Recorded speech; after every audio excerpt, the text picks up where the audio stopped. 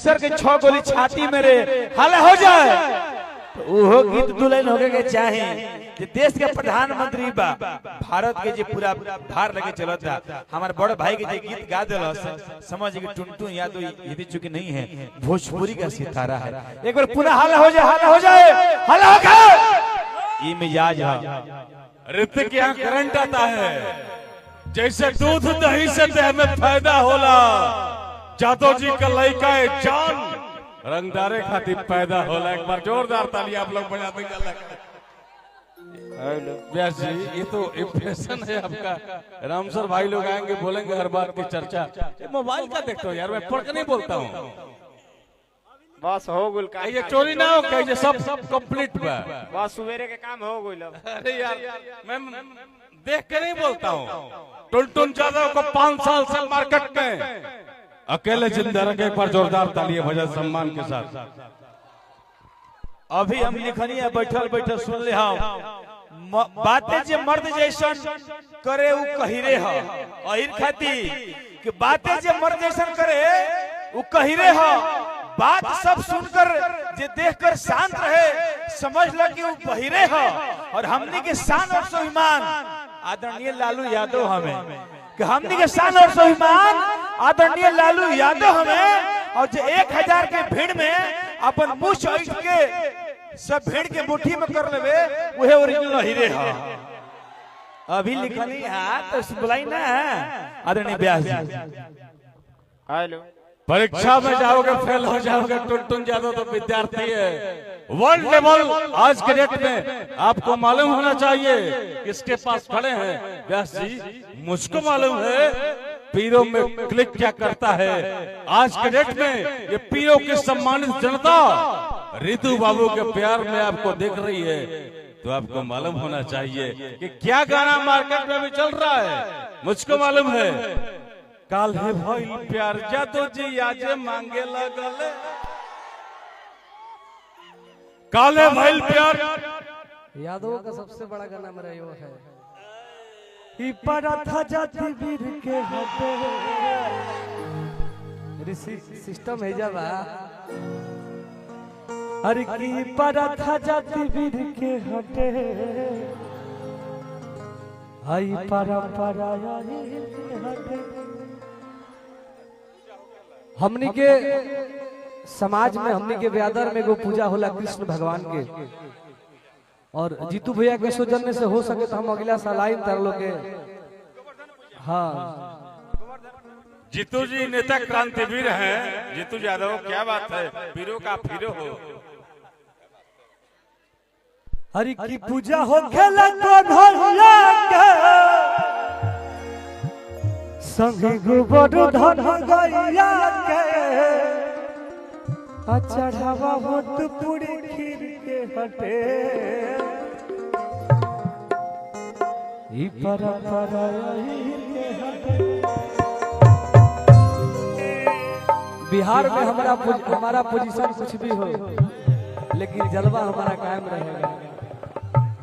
आ भैया तनी कुछ लड़की के भेजवा दो।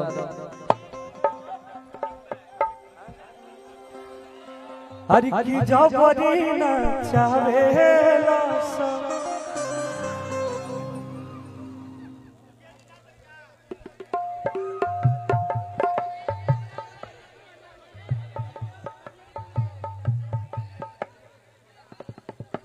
बहुत सारा गाना आप सबके प्यार आशीर्वाद से बाजल बा आया के भी बाजी।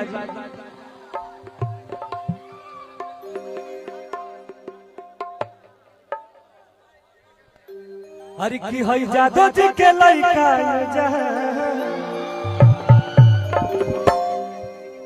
रंगदार खातिर पैदा तक हरि की जैसे दूध दही से देह में फायदा करे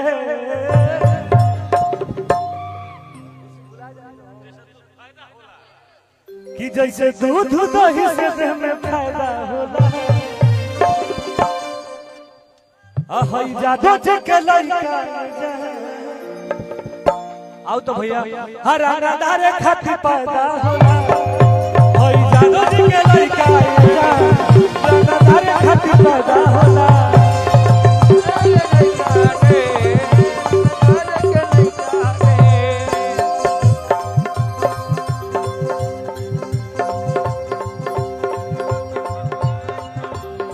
नेता हो कि विधायक हो, हीरो हो कि खलनायक हो।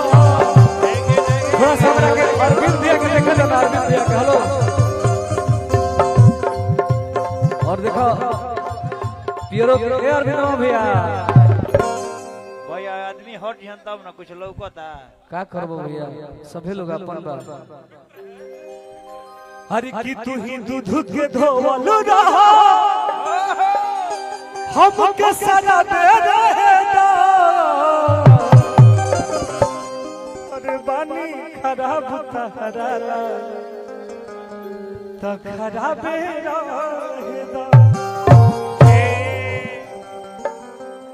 देखो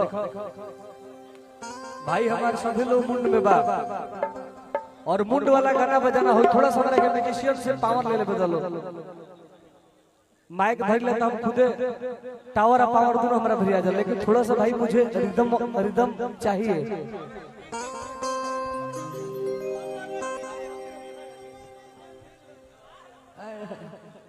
क्या करबो भाई, समय हमार ऐसा हो गल की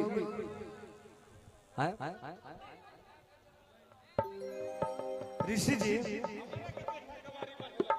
हाँ भाव बा हर की हमारा के देखिए कवारी बांधे लगले। ऐसा लड़की हमरा लेखा दीवाना से कहती, हर की हमारा के देखिए कवारी बांधे लगले।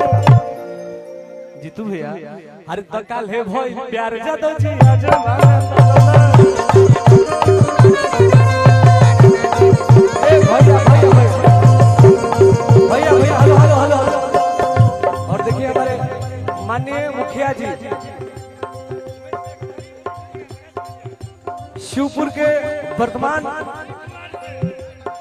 अब की बार तीसरा बार जीते वाला बड़े महेश भैया की तरफ से लाखों लाख रुपए का पुरस्कार बा। मुखिया जी हम आपके लिए गाना गाए थे, वो बात नहीं था। जीतू जी के प्रिय मित्र महेश मुखिया जी की तरफ से पंचायत शिवपुर की तरफ से बहुत बहुत पुरस्कार बा। मुखिया जी अपना मेहरारू से कहत रहे, अरे की जतना बलक के फारम वाली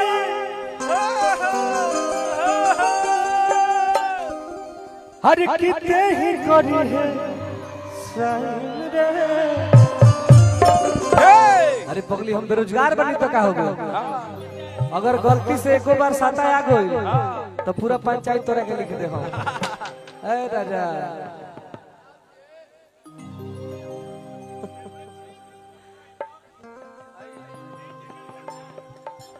अरे की छेद हो जाई तोरा बाती में रे।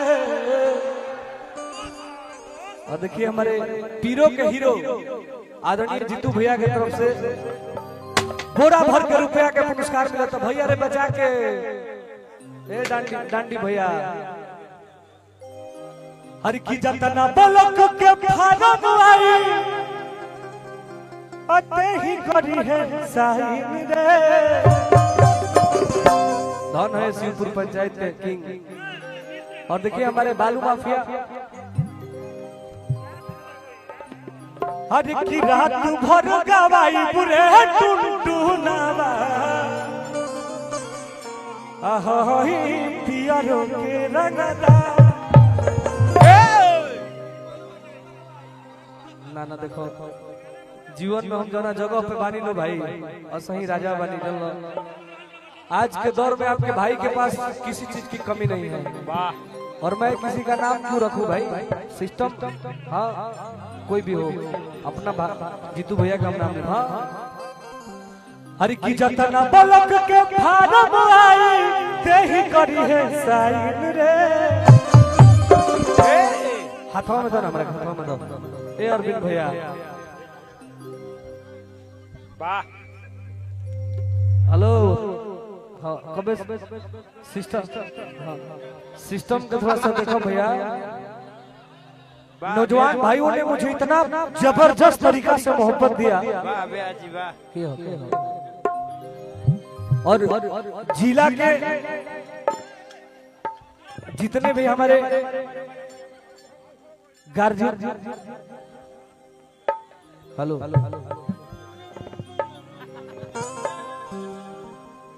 एगो और गाना हमार हिट हो रहला लइका कहता का हर किले मुना देबू बात जान जाई टोला प्रीतम भैया थोड़ा सा की होई टुन टुनावा राना दा